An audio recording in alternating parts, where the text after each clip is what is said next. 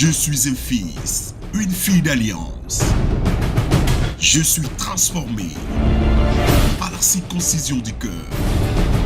Je marche dans l'obéissance à la parole de Dieu avec un esprit de sacrifice.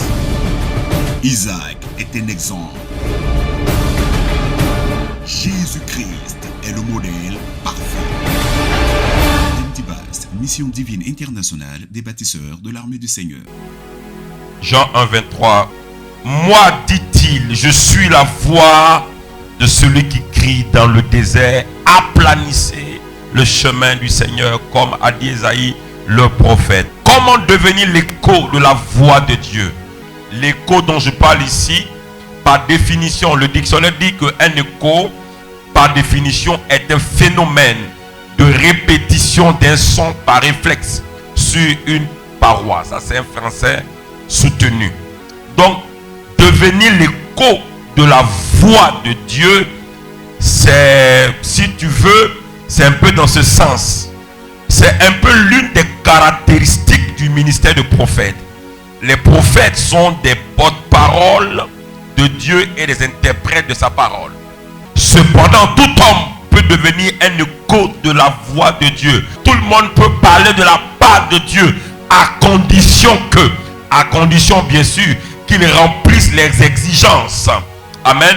Quand vous parlez au nom d'un État, quand vous parlez au nom du chef de l'État, il y a des critères pour. Donc les porte-paroles parmi les hommes des États, vous comprenez qu'ils sont dûment choisis à cause de la rigueur que cela comporte. Alors tout le monde peut être un porte-parole de Dieu s'il remplit les exigences qui les comblent. Alléluia. Alors nous allons voir deux exigences rapidement avant de surfer dans le prophétique et de prier pour les malades. Est-ce qu'il y a des malades qui ont été enregistrés aujourd'hui? Ok. La première exigence, numéro 1, c'est devenir un disciple qui écoute constamment son maître. Il y a certains de mes enfants, quand ils prennent la parole pour parler, je sais qu'ils m'écoutent fréquemment. Parce qu'ils parlent comme moi.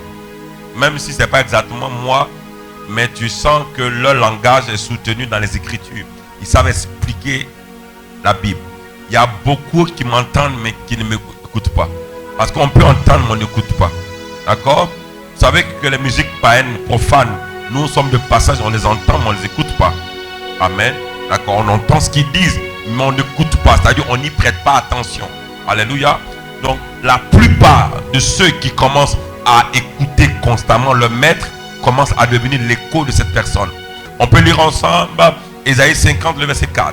Le Seigneur, l'Éternel, m'a donné une langue exercée. Le Seigneur, l'Éternel, m'a donné une langue exercée. Pour que je sache soutenir par la parole. Pour que je sache soutenir par la parole. Celui qui est abattu. Celui qui est abattu. Il éveille chaque matin. Il éveille chaque matin.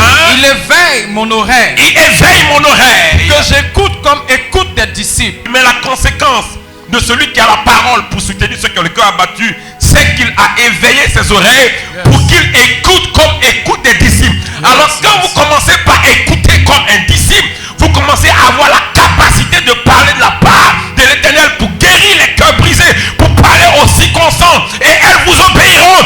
Pourquoi? Parce que vous êtes devenu un disciple.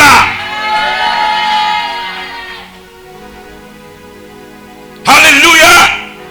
Donc il faut devenir un disciple qui écoute constamment la voix de son maître.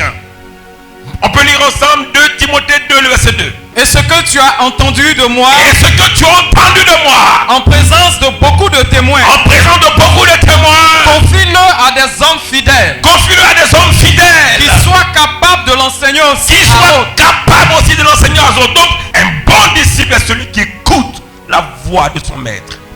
Qui écoute l'enseignement de son maître. Et qui le met en pratique. C'est ça un disciple. Alléluia. Alors donc il faut développer l'attitude d'écouter comme un disciple. C'est-à-dire écouter avec attention. Écouter sans orgueil. Écouter sans science infuse. La science infuse, c'est le fait de penser qu'on sait tout, on connaît tout. Donc j'ai pas besoin de prendre note. J'ai pas besoin d'écouter parce que bon, j'ai l'habitude de l'écouter. Écoutez, un jour le Seigneur m'a dit, alors que je priais, il m'a dit, mon fils, la science infuse n'existe que lorsqu'on ne fait que s'écouter soi-même. Quand on ne s'écoute que soi-même, on a l'impression qu'on sait tout. Le jour où on écoute mieux que nous, on se rend compte qu'on a des lacunes, on a beaucoup de choses à apprendre. Écoutez, quand vous écoutez comme un disciple, vous écoutez avec attention, avec précision, sans orgueil et sans science infuse. Il faut ajouter de l'attention à votre écoute. Quand vous voulez devenir une voix que Dieu utilise pour parler aux hommes, vous devez commencer à avoir le caractère d'un disciple qui sait écouter constamment son maître. Le maître dont je parle en ce matin, ce n'est pas révérend Conan. Je suis en train de parler de ton Père Céleste. Je suis en train de te parler de Jésus. Car en Luc le chapitre 10, vous allez voir à partir du verset 38 à 42, il s'agissait de deux jeunes dames, Marthe et Marie de Béthanie. Ces deux sœurs, une était occupée à divers soins domestiques, une autre était assise, qui faisait quoi? Pour écouter son maître Jésus. Et la Bible dit que Marthe est venue dire, Seigneur, ne t'inquiètes-tu pas de ce que ma soeur me laisse seule pour les travaux ménagers? Qu'est-ce qu'il répond? Il dit, tu t'inquiètes pour peu de choses.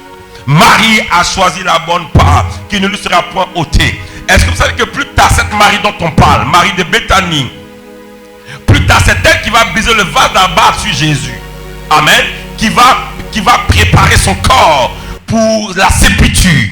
Et la Bible dit que lorsqu'elle brise le vase d'abat et que les gens étaient indignés parce que le parfum qu'elle avait brisé sur Jésus était d'un prix important, les gens estimaient qu'on pouvait l'en donner quoi aux pauvres. Il dit, vous avez toujours le pauvre avec vous, mais vous ne m'avez pas pour toujours. Je suis une personne sélecte. Jésus est sélect. Il n'est pas comme tout le monde.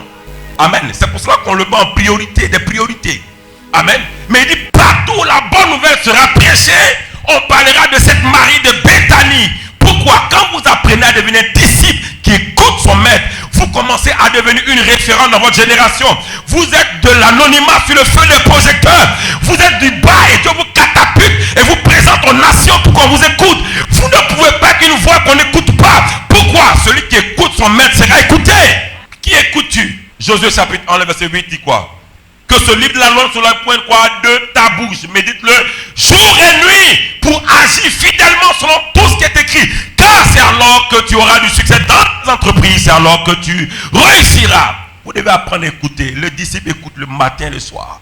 Un disciple qui écoute la voix de son maître finit par devenir semblable à lui.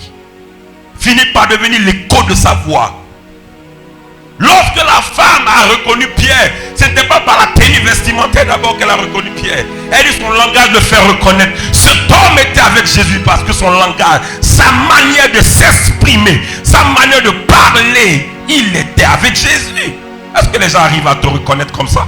Il faut devenir un disciple qui écoute avec attention, sans orgueil et sans science infuse. Un disciple, c'est quelqu'un de brisé. Quelqu'un qui n'a pas de décision pour soi, qui suit les ordres, les instructions de son maître. Jésus a dit, allez faire de toutes les nations des disciples et non que des chrétiens, mais des disciples. L'église a arrêté de faire des disciples, c'est pour cela que l'évangile ralentit. Parce qu'on n'a que des fidèles qui viennent fréquenter une église, mais pas des disciples de Christ. Des gens qui ne sont pas prêts à engager leur vie, leur temps pour le royaume, ne sont pas encore devenus des disciples. Des gens qui ont des excuses pour ne pas servir le maître ne sont pas encore des disciples. Les disciples, c'est celui qui a rendu sa vie, qui a soumis sa vie, qui a soumis son existence à son maître.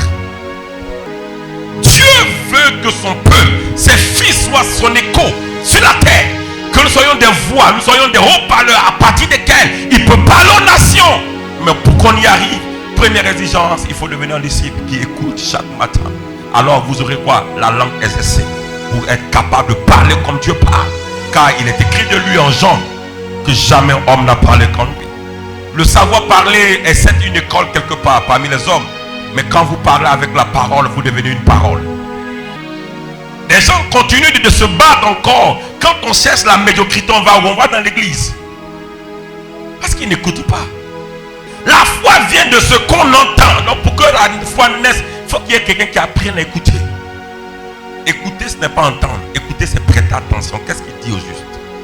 C'est laisser son téléphone, c'est laisser ce WhatsApp, c'est laisser qui m'appelle, c'est laisser ses préoccupations, c'est laisser Matt. Matt, c'est la catégorie des gens qui sont préoccupés aux travaux ménagers de la maison en priorité. Quand ils se réveillent, le premier réflexe c'est aller balayer la maison. C'est pas mauvais, mais quand tu sais que tu dois écouter ton maître, tu commences à te ménager un peu plus tôt. Parce qu'il y a une priorité des priorités.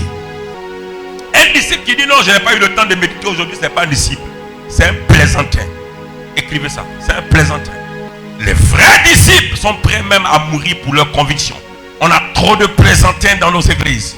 Il feuillette une Bible, un passage biblique là et puis il sort. Ah, non, j'aimerais posséder. Tu possèdes quoi? Tu n'as pas écouté ton maître, tu n'as pas de puissance. Tu es faible. Ce que tu écoutes te remplit. Et ce qui te remplit va te conduire. Et ce qui t'a conduit va te positionner. Je vais te dire une chose. Pour occuper les classes les plus importantes en Égypte, l'Égypte antique, il fallait être un érudit, un sachant, quelqu'un qui a étudié en Égypte. Parce que l'Égypte, c'est le berceau, là où est née l'écriture. C'était des intelligences. C'est pas n'importe qui, c'était la première puissance du monde à l'époque. Donc pour devenir quelqu'un d'important, d'influent en Égypte, il faut avoir fait ses classes en Égypte. Mais la Bible dit Joseph va enseigner la sagesse aux sages égyptiens, aux intelligents égyptiens. Pourquoi? Parce que l'esprit qui rend sage et intelligent habite en lui. Ce qui fait de toi un roi demain, ce n'est pas les artifices, c'est qui est à l'intérieur de toi. C'est tout.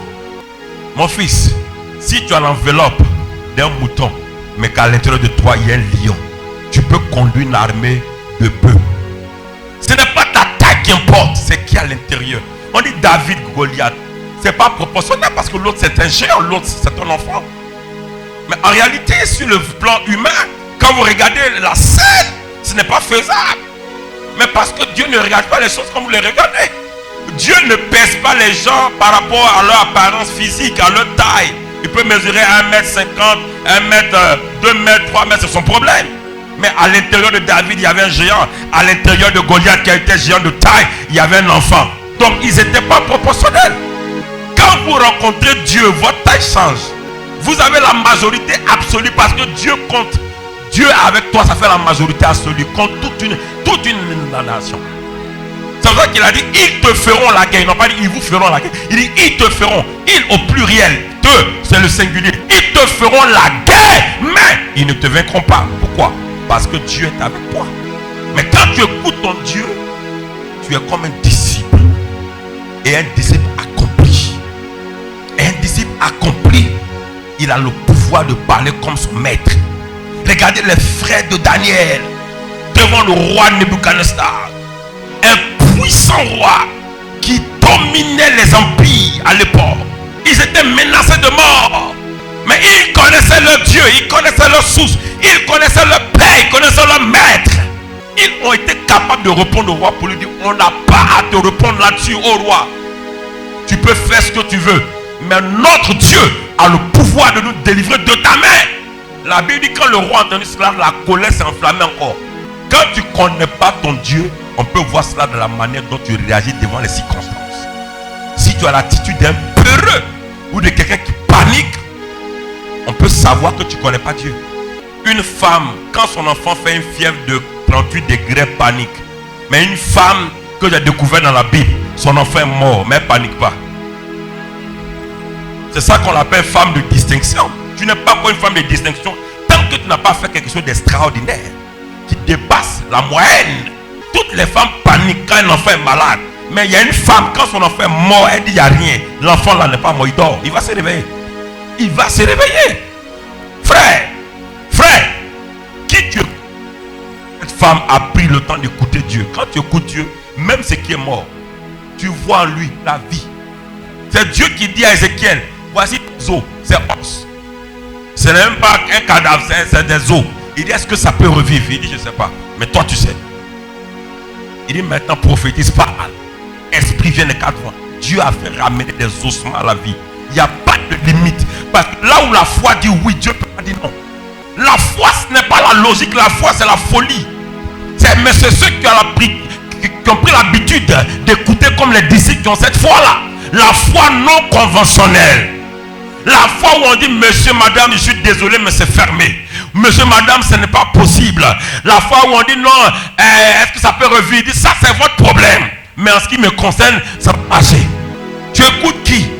Non, la femme a dit tant que les travaux ne sont pas achevés, je ne donne pas d'argent. Mais il y a une loi supérieure à cela. Le pouvoir des semences, le pouvoir des offrandes appelle à l'existence des choses mais qui ne devaient pas exister. Je ne sais pas si je parle de toi, mais ce matin, tu seras surpris de sortir d'ici avec des événements qui vont effrayer quiconque l'entendra. Si le propriétaire est là, il allait dire le meilleur des amens. Le meilleur des amens. Le médecin dit ne mangez pas la viande rouge. Mais Israël a mangé viande rouge dans les déserts. Les viandes qu'il mangeait là, c'était viande rouge. C'est mouton, c'est bœuf, c'est tout ça.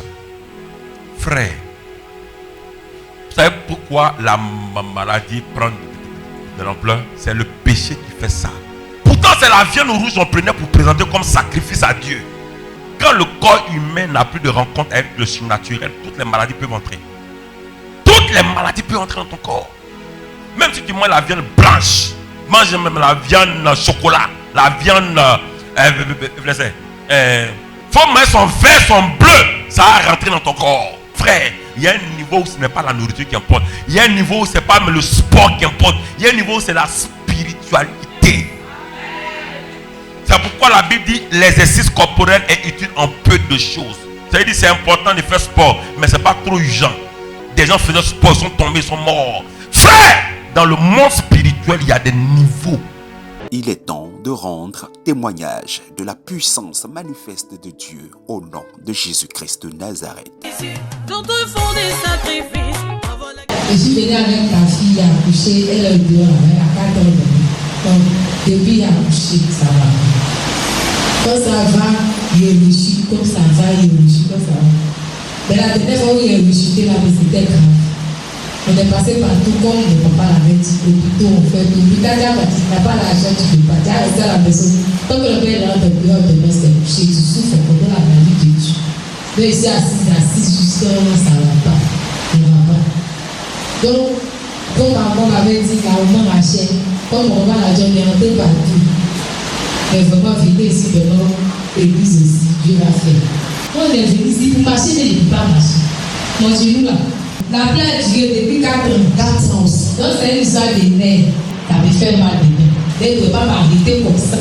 Et le pasteur m'attend pour me lever comme ça. Il m'attend pour me lever comme ça. Juste quand je suis venue ici, il m'a dit ma fille, va te guérir.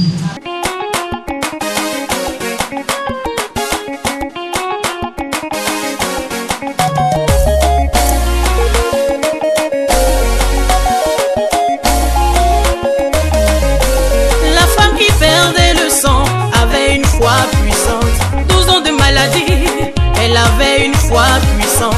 Elle a souffert entre les mains de plusieurs médecins. En tout cas, de la veille que le papa m'a pris, il m'a attrapé comme ça, en son enfant, il fait à tout. On était prié, puis il m'a dit, il a marché avec lui là-bas, marché avec lui pour revenir. Lui me regarde depuis le lit. Il me regarde, il dit, ils ont menti. On appelle Jésus à la source, tu peux faire. Donc aujourd'hui, la bonne nouvelle, c'est que Jésus va récupérer. Ça fait 4 ans que vous avez parlé. Vous souffrez de quoi? Depuis qu'il a accouché, la fièvre, et que c'est pas. Donc ils vont faire sortir les bébés. Elle a un problème au pied, c'est ça? Le pied à quoi? C'est un petit bouton. C'est ici, bouton là. Pas ici, c'est ici, ça peut. Maintenant, ça fait comme on baisse vos choses sur toi. Ça fait boum. Non, on connaît pas. Voilà l'hôpital.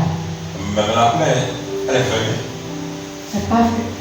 C'est pas fermé. Ah, c'est un médicament, c'est ça? Pas fermé. Mais qu'est-ce qu'il y a dedans? Une loi comme ça là-dessus. Mais c'est quoi? Qu'est-ce qu'il y a une loi comme ça là-dessus? De quoi? Chose. C'est pénicilline. Tu prends pénicilline, c'est ça?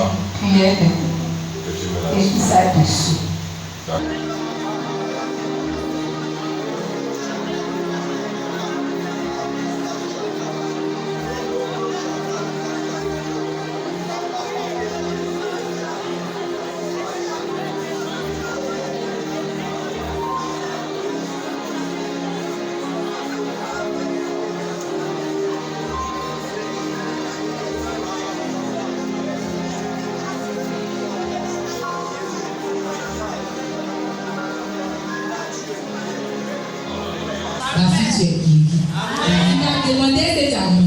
j'étais là-bas, j'ai dit, il courait, allez-y, pays Yahoo.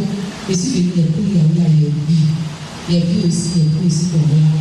Vraiment, les mots vraiment, c'est que Dieu a fait pour moi. Depuis qu'il a mis les pieds ici, je suis partie à la maison.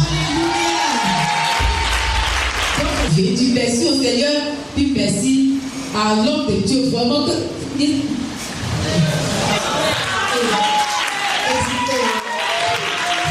Dieu m'a guéri. Amen. Moi, mon témoignage, c'était le mois dernier. Papa Gao a demandé à ce que les gens prennent des engagements par rapport au passage de papa sur Béni TV. J'ai pris l'engagement 30 000 francs pour moi, 10 000 pour mes enfants. Et lorsque j'ai payé, j'avais que 50 000 francs. Le jour J de la veillée des engagés, c'est là que j'ai donné les 40 000. Il faut dire que c'était pour mon transport pour aller au travail. Et j'ai donné les 40 000, il ne restait que 10 000. Parce que ce mois-là, j'avais beaucoup dépensé. Les jours qui suivaient, j'ai eu une connaissance. Il est en mission onusienne au Mali. J'étais là et je vois un message sur mon téléphone. Je reçois un dépôt de 200 000. Je dis à mon fils, qui m'a envoyé l'argent? 3 jours après, la personne m'appelle pour dire c'est lui. Ok. Je vais au travail. J'arrive là-bas. Je reçois un message de ma banque. Et notre grand patron nous a fait un virement de 250 000 francs. Le vendredi, je suis passé. Je reçois un appel de mon père et qui me dit, ah ma fille ça va? Je dis oui papa. Et le lendemain, il me fait un dépôt de 400 000 francs. Un dépôt de 400 000 francs. Je dis waouh, vraiment là, elle dit Dieu est présent. J'ai eu une connaissance que j'avais envoyée une fois ici. J'avais invité à un programme 2 fois que le prophète a prié pour lui. Et Dieu a mis en cœur qu'il me remette quelque chose. Donc j'étais au boulot et puis il m'a appelé et il me remet une enveloppe de 100 000 francs. Le vendredi, j'ai rendu ce témoignage ici à notre veillée. Mais Dieu, il fait tellement bien ces choses. Amen. Mes frères et sœurs, Dieu est ici. Amen. Dieu est ici. Je vous invite à prendre des engagements. Quand vous prenez les engagements, honorez-les. Nous savons que ce n'est pas facile, mais Dieu est ici. Quand on a fini notre prière, nous sommes rentrés le samedi. Je suis allé me tendre un peu avant de vaquer mes occupations. Dieu va faire encore. J'étais couché, mon téléphone sonne. Il y a un monsieur avec qui je vais au boulot. Et il m'appelle, il dit, ah tu es où? Je dis, je suis couché, j'étais à une veillée, je suis couché. Il dit, descends, je suis au bas de ton immeuble. Dieu va passer par ce monsieur pour me bénir encore. Je descends, le monsieur est de sa voiture, il dit, monte. Je monte, il me tend une enveloppe. J'ouvre l'enveloppe, une somme de 250 000 francs.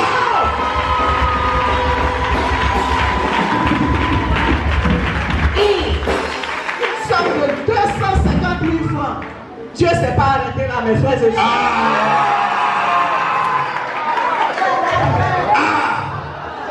J'étais tellement fatigué le soir. J'ai fini tout. À 19h30 déjà, j'étais couché. Une connaissance qui est en mission, qui appelle mon mari. Monsieur Loma, je sais que vous êtes fatigué, mais descendez. Je vous ai envoyé de la banane, de la graine, aubergine, coco, piment. Si ce n'est pas la bénédiction de Dieu, si ce n'est pas Dieu qui peut faire cela, Pasteur Esaou a dit, quand Dieu te bénit, ce n'est pas forcément les finances, mais Dieu peut te bénir par autre chose. Je dis merci. Merci à Papa Conan. Merci à Dieu pour tous ses bienfaits dans ma vie. Merci, merci, merci. Est-ce que quelqu'un peut acclamer le Seigneur Jésus?